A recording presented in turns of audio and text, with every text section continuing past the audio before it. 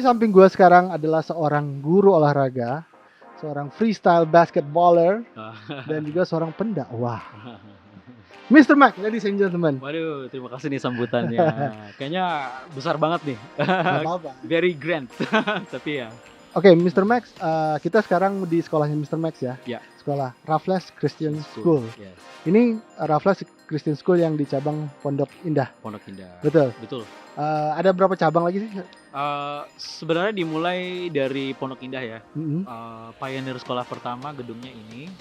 Setelah berapa tahun berkembang, anak muridnya dan cabang-cabangnya sudah mulai ada. Ya, di Kelapa Gading juga ada satu lumayan besar, kapasitas muridnya juga banyak, dan Kebun Jeruk juga ada Raffles cabangnya. Tapi ini cabang yang Ini pertama. Yang pertama, ini kampus 1 lah ya. Kita berada di lapangan futsalnya nih sekarang ya. Ini lapangan futsal. Di belakang ada lapangan basket juga, lapangan tenis juga.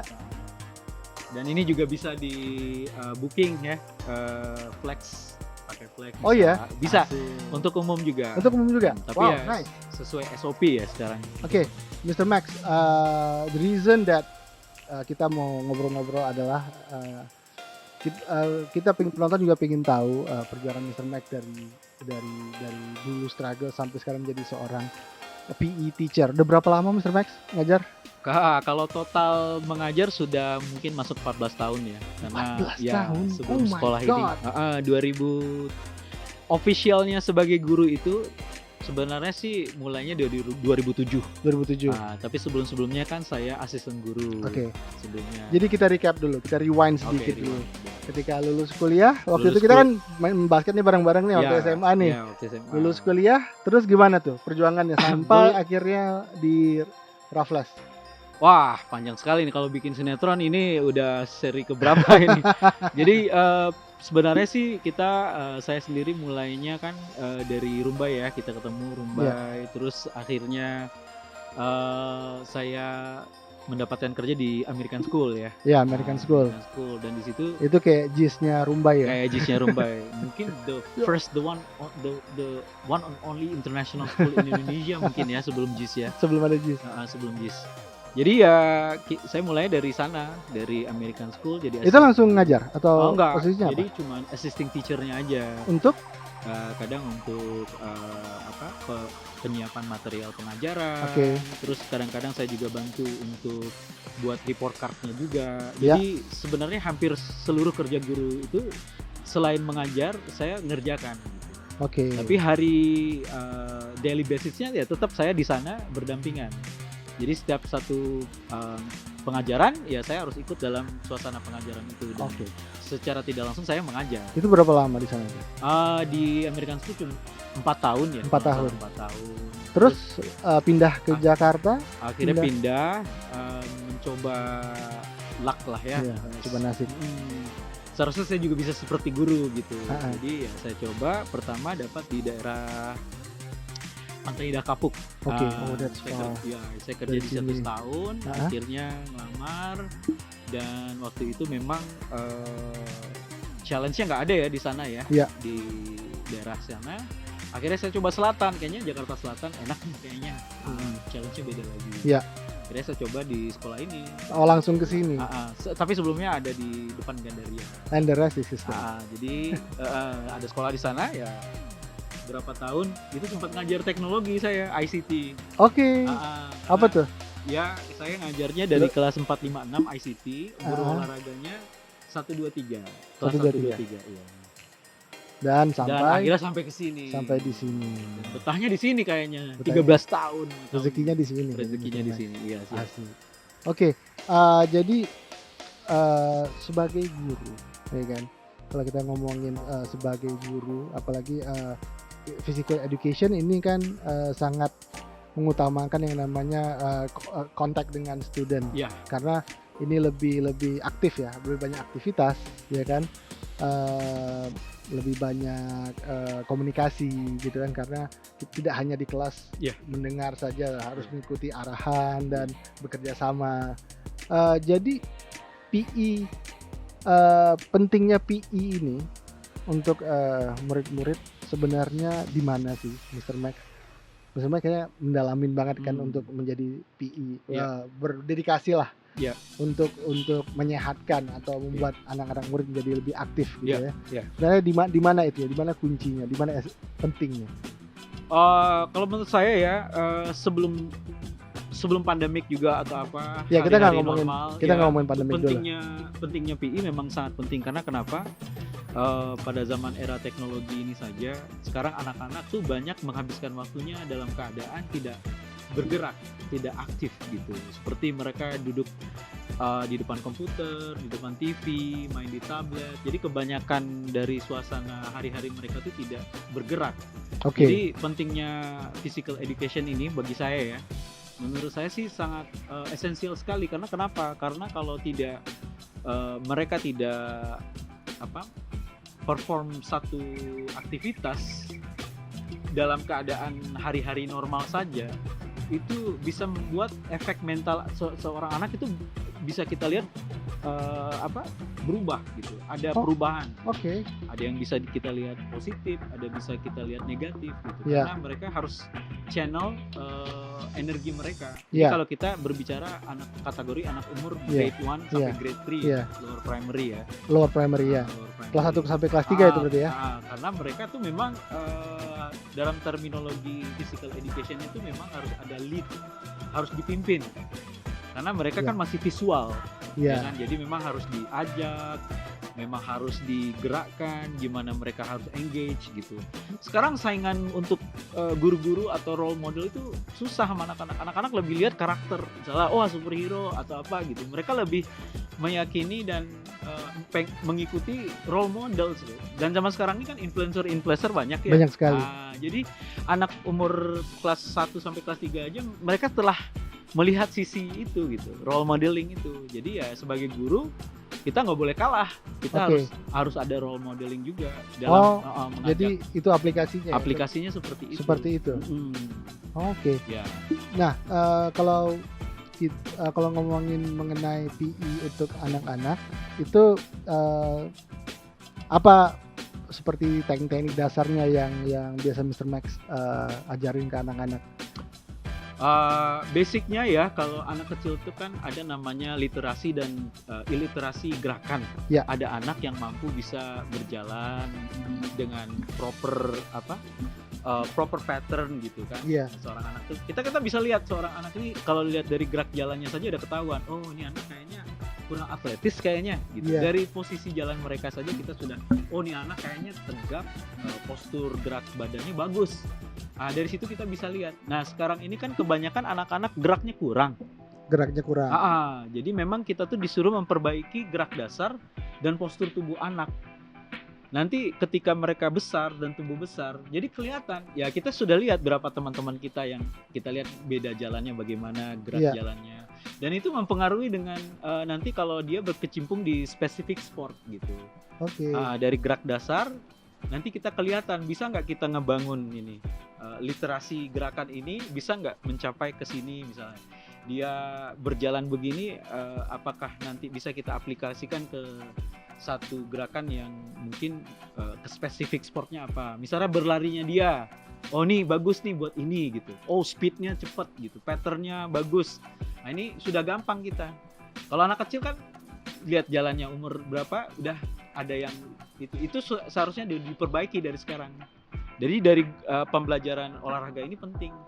Berarti emang harus dimulai dari kelas 1 ya? Sebenarnya sih bukan dari kelas 1 lagi, tapi maksudnya tapi pelajaran olahraga perlu ada di SD. Iya, lebih dini. Dan sekarang di kindergarten, nursery, mereka kan belajar gerak dasar seperti menyanyi, ya kan? Misalnya kan kayak itu cikal bakalnya nanti olahraga ya. Nanti ketika dari mereka situ di kita SD. bisa lihat. Jadi sebenarnya yang susah itu bukan susah ya. Challenge itu memang dari guru SD. Karena foundation sebenarnya itu dari sana. Nah, kalau guru SMP SMA enak, setelah selesai. Udah iya. Jadi yang cerewet itu guru-guru SD gitu. Seperti saya nih misalnya. Yang paling banyak jasanya bukan ya, kalau jasa sih saya nggak mau berbicara jasa. Cuman paling cerewet, paling disiplin tuh memang harus dari SD. Karena di situ basicnya dibangun. Karena kalau menurut saya ya, saya bukan profesor, saya bukan lihat research, tapi dari pengalaman pengajaran saya. Dari nursery itu nggak terlalu fokus untuk melihat motorik skills-nya. Karena kenapa? Tujuan nursery itu cuma untuk meng-engage mereka partisipasi aja. Udah cukup. Nih anak mau nggak tepuk tangan, nih anak mau nggak bernari. Jadi untuk refinement motorik skill-nya itu nggak terlalu fokus. Tapi nanti yang susahnya tuh guru SD-nya. Ya ini menurut pembelajaran saya. Mungkin saya takut juga ya mempunyai statement seperti ini tanpa research. Tapi ini sharing dari pengalaman saya. Ya tidak apa-apa. Tapi kan walaupun bagaimanapun Mr. Max adalah guru dengan pengalaman 14 tahun gitu. Jadi harus boleh. Pasti ada credibility-nya dong. Boleh, ya siap. Siap. Ya mungkin begitu aja Pak Rick ya. Jadi memang bukan kita melihat sebagai kita meletakkan fondasi dalam bangunan gitu ya. Tapi ya kita lihat usaha dari guru SD-nya sendiri. Karena dari sana ya sama sih seperti subjek-subjek lain, matematik, bahasa Inggris. Kalau foundation-nya nggak ada ya susah juga untuk membangun subjek berikutnya. Ya itu baru sharing aja pengalaman. Mr. Max sendiri punya masa depan mungkin di sekolah ini ataupun sebagai seorang pengajar, sebagai seorang pendidik, sebagai seorang PE teacher, ke depan nanti apa yang diimpikan, yang diharapkan nantinya? Man, this is tough, man. We cannot predict the future, but we can set the future ya. Jadi Jadi ya saya sih masih dalam journey menuju ke sana ya, masih dalam perjalanan ke sana. Tapi memang agenda-agenda saya sudah saya jejakkan di sana. Gitu. Jadi mungkin kalau menurut saya ke depannya saya bisa paling untuk ngebantu. Sekarang kan lagi sibuk saya punya channel YouTube untuk physical education juga. Ya. Ada channel PE juga ada channel basket. Jadi saya mungkin bisa memfungsikan dua channel ini. Satu sebagai guru PE mungkin saya bisa sharing session pengalaman saya kepada guru-guru muda olahraga. So far sih itu ya. Sharing untuk pembelajaran, karena untuk guru PE ini kan image-nya ya. They have the impression of it's a gym teacher. Biasanya kan gitu ya. Kadang-kadang mungkin gak terlalu serius ya. It's only a gym teacher. Bukan akademik gitu kan. Non-akademik, non-course kayak core subject macam-macam. Jadi sebenarnya zaman sekarang ini kata yang punya Alibaba ya, siapa namanya? Jack Ma. Saya pernah dengar wawancara ini jadi semangat dia bilang. Dia dulu PE teacher ya? Enggak. Kirain dia dulu. Tapi dia pernah ngasih nasihat kepada guru-guru yang non akademik. Dia bilang kalian tuh harus bangga bisa mengajar yang life skill. Sebenarnya life skill itu ada di non akademik. Nah sekarang anak-anak, maaf ya, bukan saya underestimate atau looking down on profession dia guru kimia, guru apa enggak. Anak-anak sekarang, anak SMP atau SD sekarang mereka udah pintar. Sekarang semuanya ada apa? Serba di YouTube sudah ada. Pembelajaran ini cuman ketik di Google, research gini. Bagaimana solve problem masalah addition atau research on chemistry yang bagian ini gimana. Sudah bisa dan itu udah open for everyone gitu. Semuanya bisa. Siapa bisa akses ya. Apalagi zaman sekarang internet kan. Nah, kalau kembali lagi yang saya sharing dari yang pertama, literasi olahraga ini beda. Dan ini tidak bisa walaupun dipelajari di YouTube. Misalnya satu gerakan basket, di sana dia kasih tahu nih. Oke, gerakan basket yang basic begini ya, pound, dribble, pound gitu kan. Seorang anak yang visual mungkin dia bisa nangkap pertama, pound, dribble. Tapi kalau nggak ada coach on the spot, itu dia nggak akan bisa perbaiki. Gesture gerakan tubuh kamu tuh agak begini. Harus ada yang ngelihat di sana yang langsung perbaiki. Dan juga faktor X-nya bisa memotivasi. Ya kan? Bapak bisa ini mengkoreksi kalau Bapak ini guru olahraga. Nggak mungkin. Dari perutnya sih nggak mungkin sih. Ternyata Bapak ini guru olahraga pura-pura jadi interviewer. Motivator dulu. Oh, dulu motivator. Kasih seminar ternyata ya. Waduh, Bapak ini. Keseringan luar- interview orang Mr. Max, jadi ya gitu. bisa lah. Iya. Bercanda-canda dikit. Gitu. Benar. Ya sih itu sebenarnya life skill abis itu menjadi street smart, ya kan? Itu kan Betul. bukan sesuatu yang bisa Oh, tidak bisa didapatkan dipelajari begitu dan tidak dapatkan langsung dari teori. Ya. Harus aplikasi. Ya. Dan saya lihat sendiri kalau literasi gerak-gerak dari keolahragaan ini memang secara dasarnya tidak jauh dari yang kata Rico tadi bilang. Memang harus ada orang yang ngasih kayak ya semacam spoon feed lah ya, tapi nggak sering-sering banget, cuman dia kasih motivasi juga caranya begini tough love ya. tough love bener. Apalagi kalau coaching Iya. bedanya coaching sama pembelajaran PI banyak sekali perbedaannya gitu. Jadi ya seperti yang tadi dibilang. Nah, kalau untuk masa depan anak-anak sendiri gitu atau masa depan olahraga atau physical education sendiri di anak-anak, ada Kalau- yang mungkin pingin Maaf ya, dirubah atau mungkin explore lagi. mungkin eksplorasinya lebih banyak lagi karena memang di Indonesia ini mindset untuk menuju olahraga itu masih sempit kalau Sempit. menurut saya. Jadi previously ya, kalau di sekolah saya yang sebelum sini itu olahraga itu 2 kali 3 kali seminggu. Ya. Tapi kan rata-rata kalau di sekolah-sekolah kita lokal gitu kan paling 1 kali seminggu ya. Sebenarnya sih masih butuh exposure time untuk olahraga menurut saya, karena selain dari recess keluar main gitu ya, jadi exposure untuk mereka melepaskan gerak mereka yang selama duduk berapa jam di kelas Ya. kan, jadi masih kurang gitu. Sedangkan sekarang WHO aja sendiri bilang katakan sehari itu harus 30 menit ya, bergerak Iya. berjalan lah setidaknya berjalan. Ya kalau lihat obesitas ibu kota sama orang-orang kampung kan banyak banget bedanya.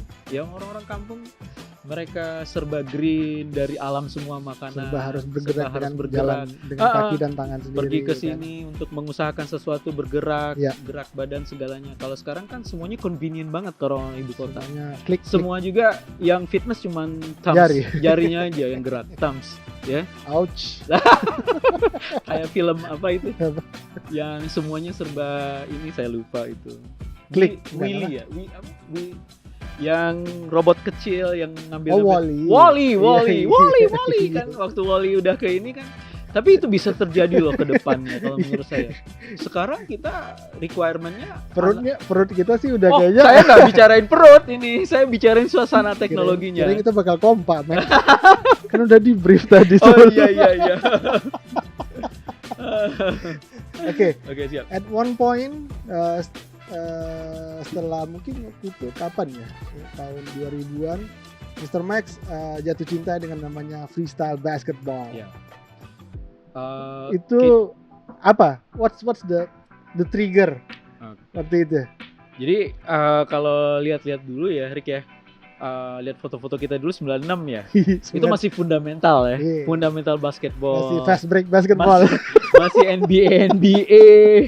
Kalau mau ke streetball dulu harus nonton dulu NBA Action. Iya. Ahmad Rashad ya. Aduh, ingat banget. Jadi itu perjalanan yang lama banget. Kebetulan itu kan belum mengenal dengan streetball, Belum. freestyle, belum ada ya. Kan awal 2000-an baru masuk. baru Ya. masuk. N1. Wah, brand N1 yang masuk nih. Jadi ya kalau hitung-hitung hari dan waktu itu memang tahun 2000-an itu dimulai dari saudara kita itu yang di Bandung, sekarang di Malaysia.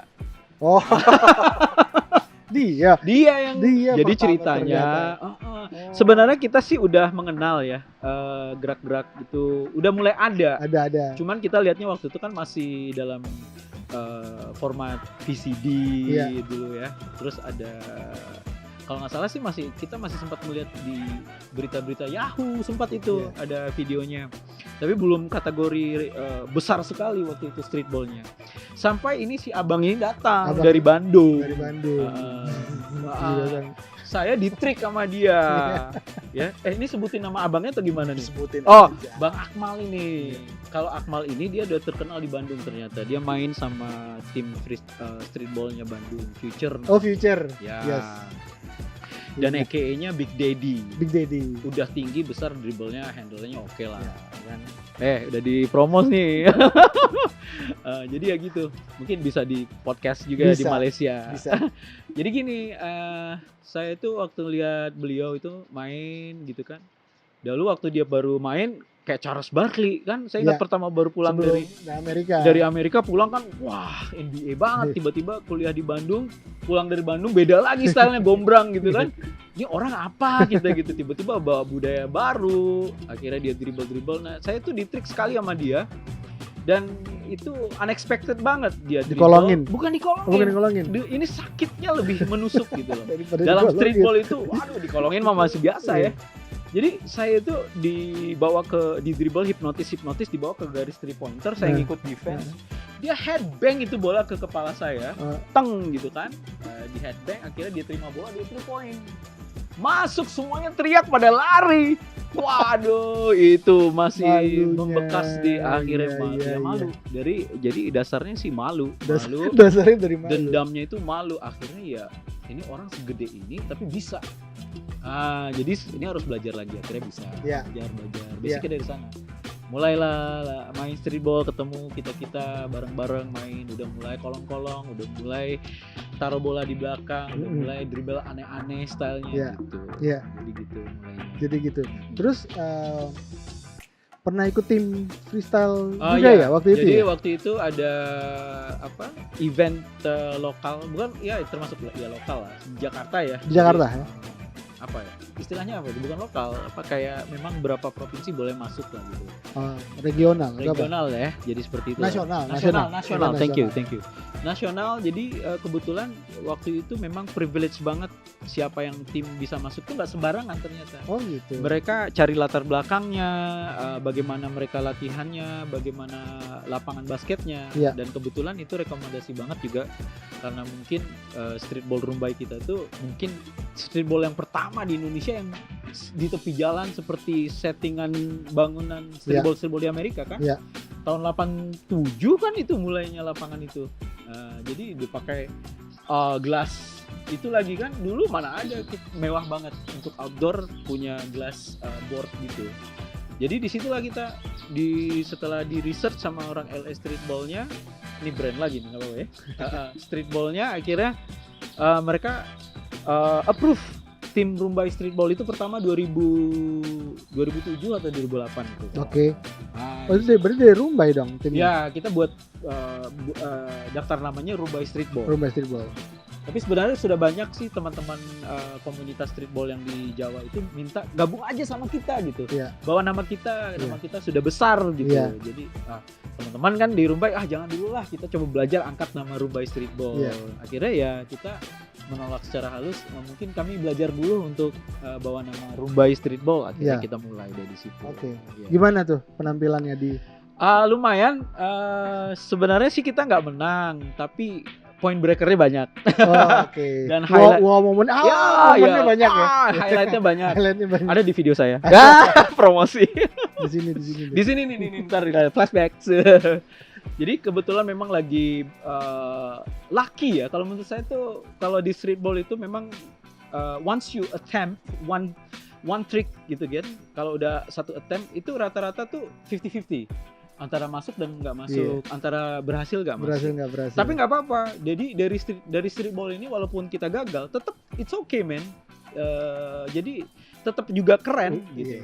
Walaupun dia mau gituin orang tapi gagal. Iya. Apalagi how much more if you made the trick all the way gitu kan, pasti wah keren banget gitu. Jadi kebetulan ada beberapa highlight ya promo lah ya. Ada beberapa highlight saya masukin, terus nipu boomerang, terus saya shaking baking dan ini orang hampir jatuh, tapi balance ankle breaker. Iya. Akhirnya tuh panitianya pada teriak semua, gitu. Ini akhirnya mereka panggil saya waktu itu, dipanggil sama P-Double. Itu saya respect banget. Kalau nggak ada legend freestyler bukan P-Double ini MC yang benar-benar kalau nggak ada dia nggak ada Nggak streetball. hidup. Dia bisa bawa suasana crowd, benar-benar crowd yang dalam suasana streetball. Dia bisa ngatur semuanya. Bahkan dia bisa mengatur permainan kita dengan perkataannya. Tempo bisa Temponya bisa diatur. diatur Oh, sama look at dia. this. Kayak, oh, don't reach.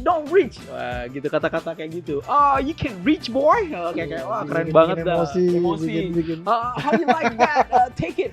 As if giving trash talk tapi nggak langsung nggak ke langsung orangnya. sarkastik gitu. Trash talknya ke offensive player-nya juga, defensive player-nya juga juga ngerasa dua-duanya. terpompa gitu. Iya. Ya, akhirnya dia datangin saya, kira hey, gimana kamu bisa ini panjang-panjang, saya pendekin ceritanya ya. Keadaan kamu gimana sekarang, masih bisa main nggak nanti di final, atau gimana kalau keadaan kamu bisa adalah dalam suasana final, kira-kira nanti bisa nggak? Wah, saya lagi demam nih sebenarnya, saya bilang gitu. Saya lagi demam nih, nggak enak badan, lagi demam tinggi sebenarnya. Tapi karena kita berjuang untuk bawa nama Rumbai Streetball ya, saya usahain gitu. Really? Well, you can do tricks while you got fever gitu ya. You feverish but yet you are still moving, kayak gimana? Oke, sekarang tell you what. So dia bilang, I'm gonna crown you with the new AKA ya. AKA kamu dari sekarang tuh high fever. Nah, udah sekarang udah high Demam fever. tinggi. Demam tinggi. Entah. Tapi kalau misalnya udah zamannya sekarang demam tinggi bahaya. Iya. Orang nggak ada Orang yang pada respect nggak lagi. mau, bukan respect lagi. Pas saya baru masuk di streetball, hey man, look at that, high fever. Terus bubar. Bubar. No one play basketball nowadays. Go. Ya, jadi gitu. Nah, jadi berarti di kompetisi peringkat keberapa waktu itu? Sebenarnya kalau peringkat sih kita masuk kategori peringkat, tapi saya diminta sama tim panitianya Main di All Star. kamu City Star Selection, kamu masuk gitu. Kamu kategori City Star Selection masuk, itu udah oke banget. Berarti main sama Iya, sama pemimpin pioneer streetballer Indonesia lah, satu kehormatan banget. Iya. Orang daerah, iya. orang kampung. Kebanyakan orang mana? Ya Jakarta, komunitas yang Bandung terkenal ya, Jakarta, Bandung, mereka punya komunitas yang kuat, semuanya udah pasti tahu namanya, jadi udah ternama gitu. Jadi ya bersyukur, setidaknya orang kampung bisa bawa nama daerahnya untuk ya dikit-dikit lah, lumayan tahun 2007 itu gitu. 2007. Jadi setelah itu you never go back ya. Freestyle, Yeah, freestyle all the once, way. yeah, you never go back. Jadi ya mungkin bukan go all the way ya. Sensasi dalam melakukan gerakan streetball itu beda loh, Rick. Jadi kita bisa semangat terus main karena ada kepuasan ketika kita tuh ngerjain Iya, orang. nggak semua orang yang ngerasain itu. Tapi ketika dikerjain sakitnya sensasi sih, juga. sakitnya bisa dirasakan oleh semua orang yang nonton juga. Apalagi kalau di videoin, di rewind, di videoin, slow diulang, motion, zoom, di zoom. Jadi cek Instagram saya aja. Iya. Max to the handles, gue jualan. Jadi 2007 sampai sekarang masih freestyle dalam berkompetisi atau cuma Oke, kalau misalnya leisure aja atau ada konten malah bikin konten? Kalau sekarang kan lagi nyari konten nih. Iya. Kalau official event memang ada beberapa aplikasi gerakan yang di streetball tuh kita bisa pakai. Untuk nipu-nipu bisa pakai, tapi legal, masih dalam kategori legal. Ya. Kalau untuk laser kita regular Friday night games atau sekali seminggu sama bapak-bapak. Gitu. Ya boleh lah kolong-kolongin, muter-muterin, ya buat konten. Cari mangsanya. Cari mangsa buat konten. Tepat ya. Tepat, yang bisa. Nggak bisa balas balik. Iya. Jadi memang dalam keadaan umur segini ya main sama kategori seumuran ya gampang banget jadinya gitu. Gampangnya bukan saya underestimate setara umur saya, enggak. Ketika saya melakukan gerakan itu dan dia pasti males ngambil, ada capek. Sama sebenarnya saya juga ada capek. Ketika dia capek pun udah kesempatan kosong bisa diambil gitu. Jadi enaknya main sama orang tua seperti itu. Tapi kalau saya diajak main anak muda, saya nonton aja, nggak berani. Saya nggak mau ikutan. Zaman sekarang udah anak-anaknya udah wah gila speed.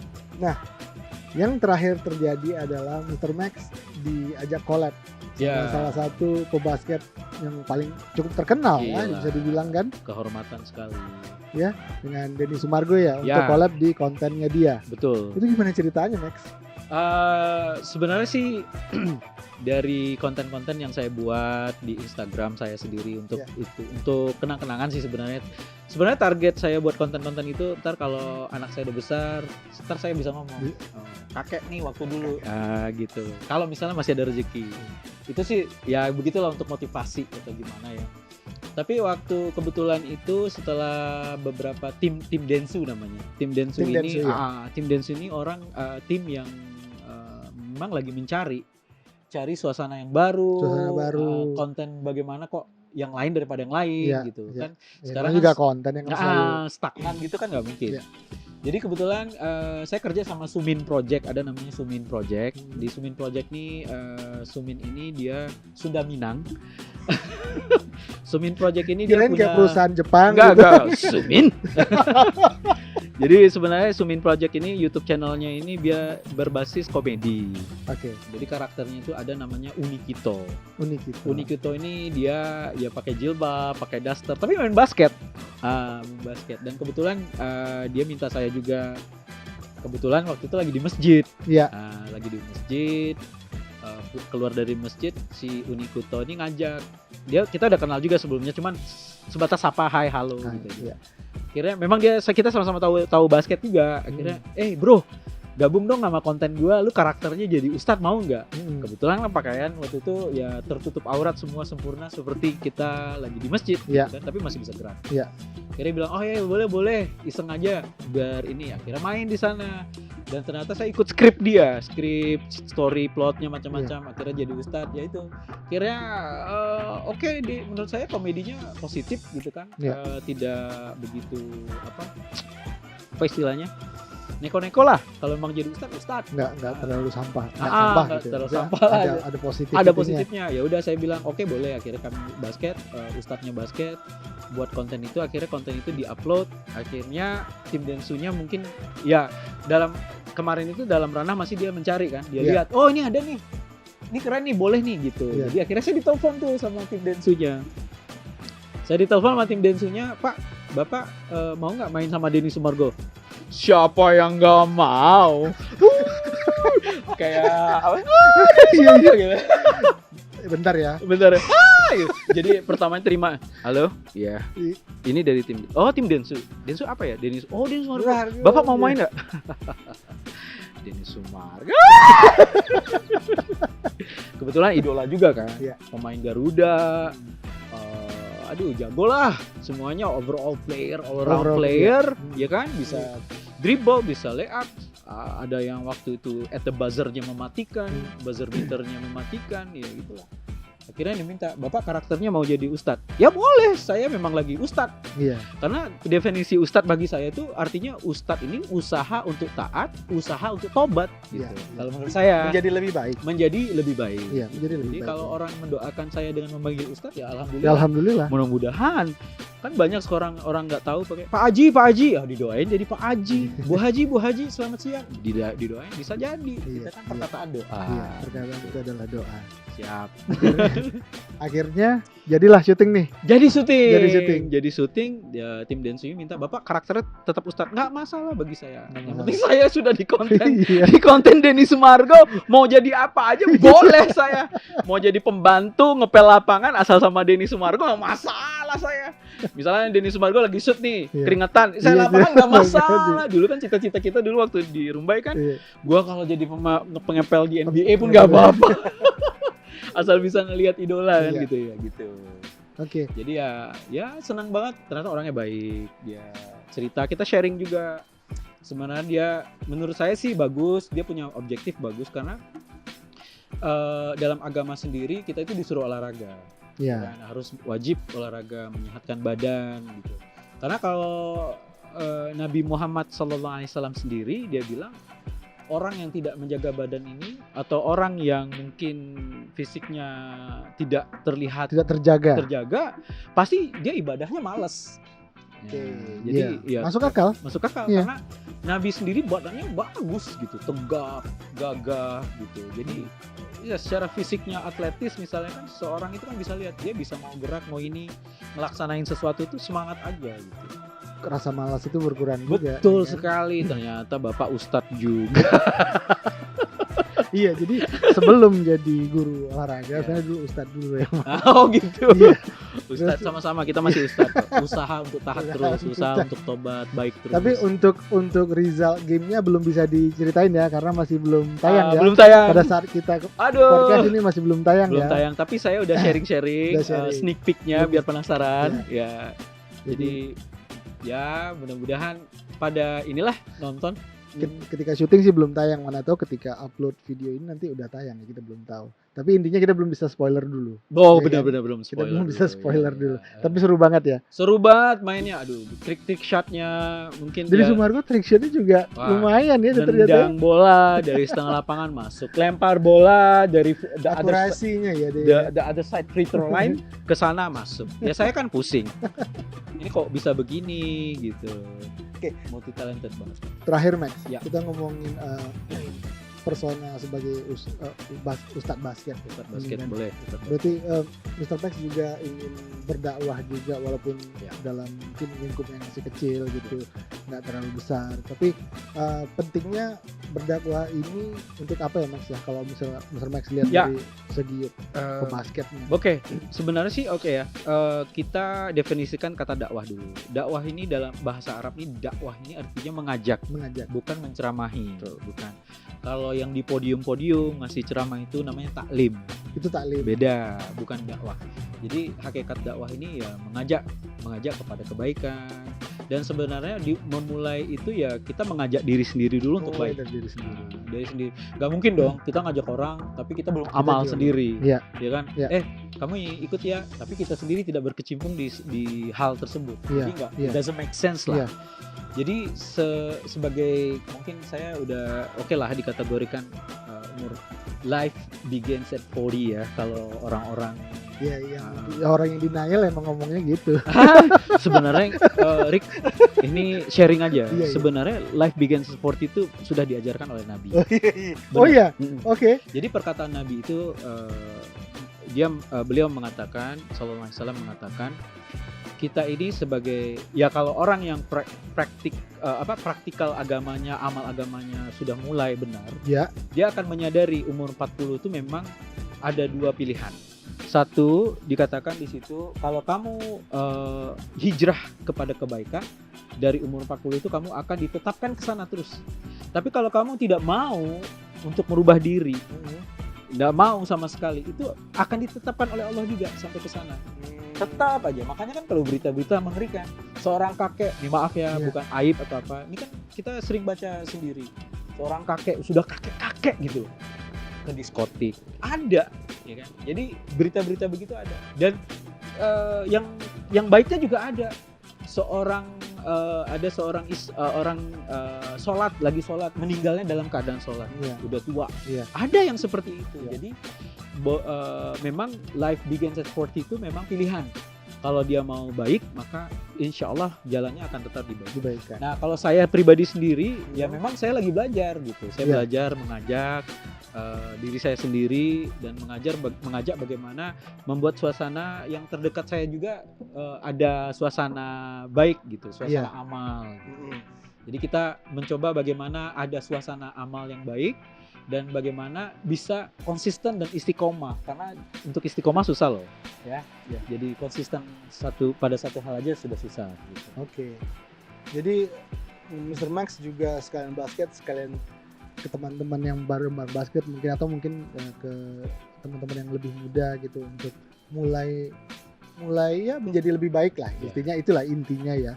Ya, kalau saya sendiri ya untuk memberi nasihat tuh masih belum bisa. Ya, Maksudnya bukan nasihat sih. Heeh. Kadang kan kita ngomongnya kan mengajak. Kan? mengajak ya. Kita nggak bilang harus begini, Iya. harus, tapi mulai mengajak untuk at least ada perubahan dalam hidup. Betul. Setidaknya approach saya ke teman-teman yang udah lama nggak ketemu sama teman yang baru, dia udah tahu, bro lu berubah banget. Dari kata-kata itu udah terlihat kan ada Iya. perubahan. Saya sendiri sudah melihat orang yang mengatakan itu misalnya, lu berubah banget sekarang ya ada yang bilang aneh juga gitu kan, aneh lu sekarang gini-gini, lu sekarang kok penampilan lu beda gitu. Iya. Karena pada hakikatnya ketika orang hijrah untuk belajar untuk kepada kebaikan, memang harus 180 derajat, nggak bisa tengah-tengah. Kalau kita di tengah-tengah orang bingung, lu maunya apa sih gitu. Iya. Kalau memang untuk amal agama ya why not?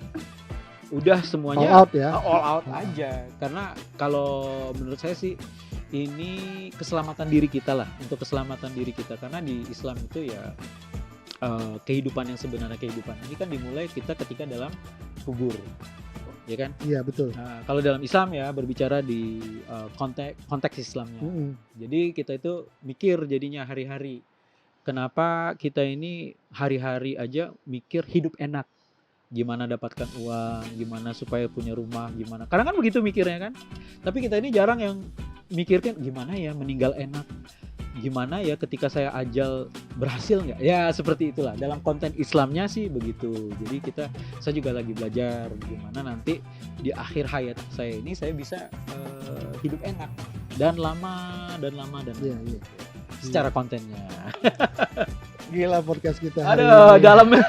Dalamnya awalnya dari itu terus akhirnya dalam. Nah, itu kan 180 derajat lagi kan. tapi ya justru itulah yang kita cari di podcast ini juga, Ya. Max gitu. Ya. Kita nggak hanya belajar mengenai teknologi Ya. atau misalnya masa depan apa, kita juga belajar untuk menjadi lebih baik. Ya. Mendengarkan sesuatu yang baik, kita bisa mungkin kita merubah diri kita nantinya atau merubah penonton podcast ini juga nantinya. Insya Allah. Kan, gitu. Insya Allah. Oke, jadi itu dulu kayaknya podcast kita untuk Boleh. sekarang. Thank you for Saya thank you banget nih. Udah sama-sama udah bisa podcast di sini di lapangan Iya. futsal. Ini Terima. pertama kali Devilcast podcast di outdoor. Konten. Nanti we're gonna do it again, Max. Oke, so I think the first content berarti ratingnya harus naik dong. Sehingga maksudnya ke timnya yang outdoor. Muridnya suruh nonton semua, Max. Oh Ntar ya. siap. Subscribe. Oke, from Raffles Christian School, Devilcast signing out. Ciao. Bye. Thank you.